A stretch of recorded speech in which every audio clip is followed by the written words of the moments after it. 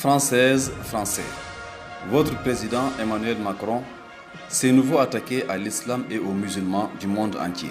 Votre président a dit, je cite, « Nous ne renoncerons pas aux caricatures, aux dessins, même si d'autres reculent ». Le message est clair. Emmanuel Macron encourage les caricatures du prophète Mohammed, notre cher prophète bien-aimé. Pour ma part, je ne considère pas que ce soit une maladresse. Je crois fortement qu'à travers ce discours, Emmanuel Macron cherche à séduire l'électorat de la droite et de l'extrême droite française. C'est donc un positionnement politique. Parallèlement, Emmanuel Macron encourage la provocation vis-à-vis des musulmans. De moi, aucun Français ne craint quoi que ce soit. Je ne ferai du mal à personne, je ne dirai du mal à personne. Ce propos a pour objectif de provoquer d'autres attentats, d'autres attaques contre des Français et installer la peur chez les Français. Le but final, c'est quoi? C'est d'alimenter le marché de la sécurité à travers la peur que les Français auront dans leur cœur. Macron va proposer des solutions. Ces solutions seront technologiques. Ces solutions, c'est un recrutement massif. Ces solutions, c'est un armement. Et tout le monde sait que la sécurité génère beaucoup d'argent. Cet argent ne viendra pas des banques ni des caisses de l'État français. Cet argent viendra des poches des Français que vous êtes. Quand Macron provoque les musulmans, quand Macron fait provoquer les musulmans, c'est pour qu'il ait accès à vos poches. C'est pour puiser de l'argent de vos poches et supposément financer la sécurité des Français. Voici son objectif. Quand Macron dit qu'ils ne renonceront pas à la caricature, c'est dire qu'il n'est pas prêt à renoncer aux grosses sommes d'argent que le marché de la sécurité génère. Macron s'en prend à l'islam, il en fait un bouc émissaire.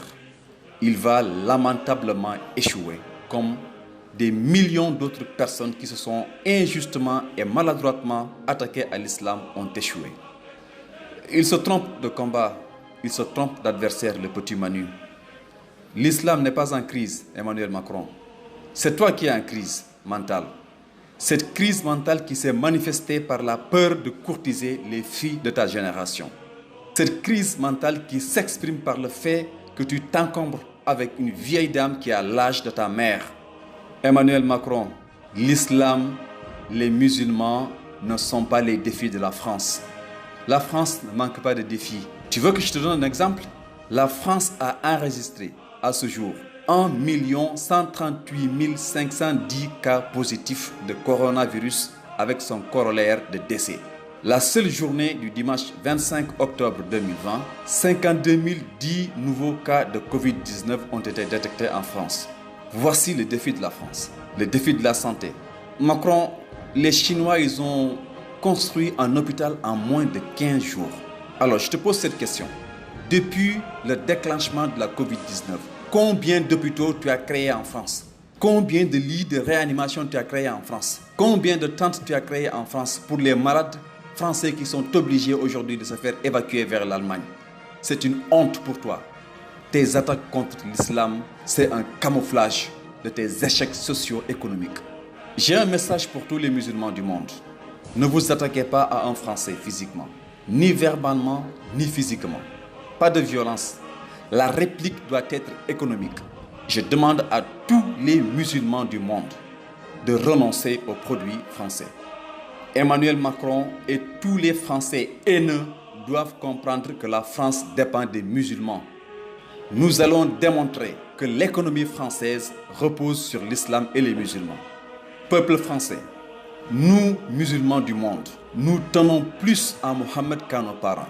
Vous évoquez la liberté de conscience, Emmanuel Macron. Mais la liberté de conscience, effectivement, c'est celle de choisir librement de ne pas acheter des produits français. Logique pour logique. Tu conviendras avec moi. Nous allons t'infliger une sanction économique sans précédent. Quand vos productions pourriront entre vos mains, quand les pays arabo-musulmans vont annuler leurs commandes d'avions Airbus, quand vos produits technologiques et électroménagers vont remplir vos hangars, vous comprendrez que Mohammed n'est pas à caricaturer. Petit Manu, c'est la provocation de trop. Nous allons te corriger de sorte que plus jamais un dessinateur français ne songera pas à caricaturer Mohammed. Nous allons vous apprendre à respecter l'islam et les musulmans. Nous allons vous éduquer en réalité. Parce que vous n'êtes pas éduqués, vous êtes élevés. Par ailleurs, Brigitte Macron qui dit que le voile des femmes musulmanes fait peur aux enfants. Brigitte Macron ne sait même pas que son visage fait peur aux enfants. Brigitte Macron fait peur aux enfants quand elle passe à la télé. Son visage horrifique horrifie les enfants. Alors nous réclamons qu'elle soit gardée dans les couloirs ou dans les chambres de l'Élysée. Nous ne voulons plus que son apparition à la télé effraie nos enfants. Je vais terminer par m'adresser aux Français. Vous êtes victimes de vos élites politiques. Ils vous ont neutralisé les cerveaux et ils ont surgelé vos cœurs. Libérez-vous des chaînes de vos soi-disant libertés.